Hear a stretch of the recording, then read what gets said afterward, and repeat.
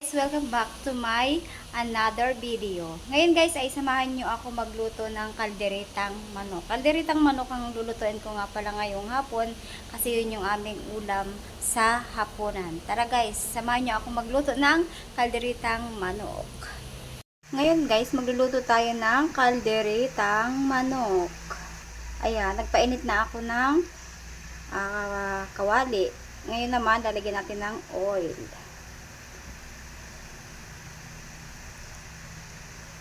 Yan.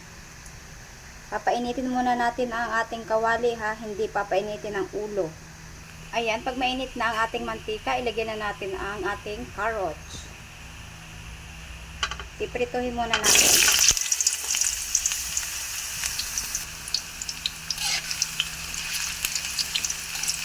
Prito lang natin siya ng konti. Then, pagkatapos nito, set aside muna natin. Then, ilagay naman natin ang ating patatas.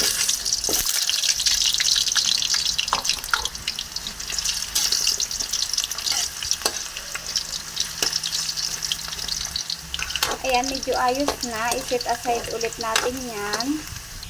Ayan, na-set aside na natin. Ang kasunod naman natin yan ay babawasan natin ng mantika.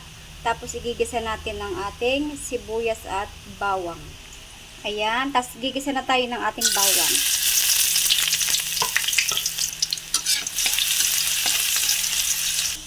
Ayan, pag golden brown na, ilagyan naman natin ang ating sibuyas.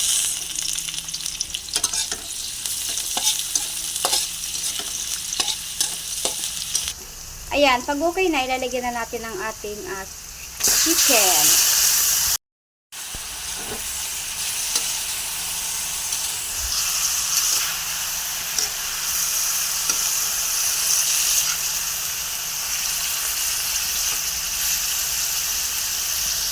Tapos ilagyan na natin ang ating tomato paste.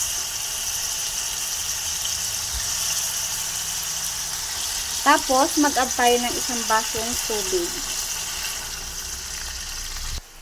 Tapos ating haluin. Tapos maglagay na tayo ng paminta. Tapos maglagay na rin tayo ng asin. Yan, haluin muna natin para mag-mix yung mga ingredients. Tapos, after natin ma-mix ang mga ingredients, syempre takpan muna natin siya ng 10 to 20 minutes. After nga pala ng 10 to 20 minutes, mag-a-add tayo ng tomato sauce. At syempre guys, naglalagay ako diyan ng Reno. Optional lang. Yung iba hindi naglalagay, ako naglalagay po ako. Pwede namang hindi kung walang Reno. Ayan, pagkalagay natin ng Reno at saka tomato sauce, syempre ating halu-haluin ulit. Ayan. Para matunaw ang ating mga inilagay na mga ingredients. Tapos, takpan ulit natin siya. Ayan guys, bubuksan ulit natin at ilalagay naman natin ang ating carrots at saka patatas na pinrito kanina. Medyo malambot na kasi yung manok, kaya ilalagay na natin ang ating pinritong patatas at carrots.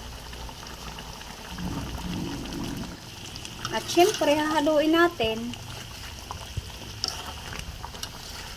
Ayan, parang ang sarap na niya.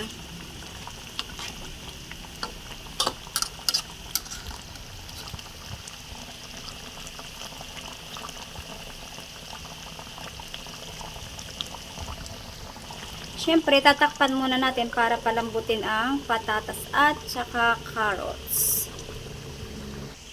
Ngayon guys, titingnan natin kung okay na ang ating ilagay na patatas at carrots. Yun. Okay na.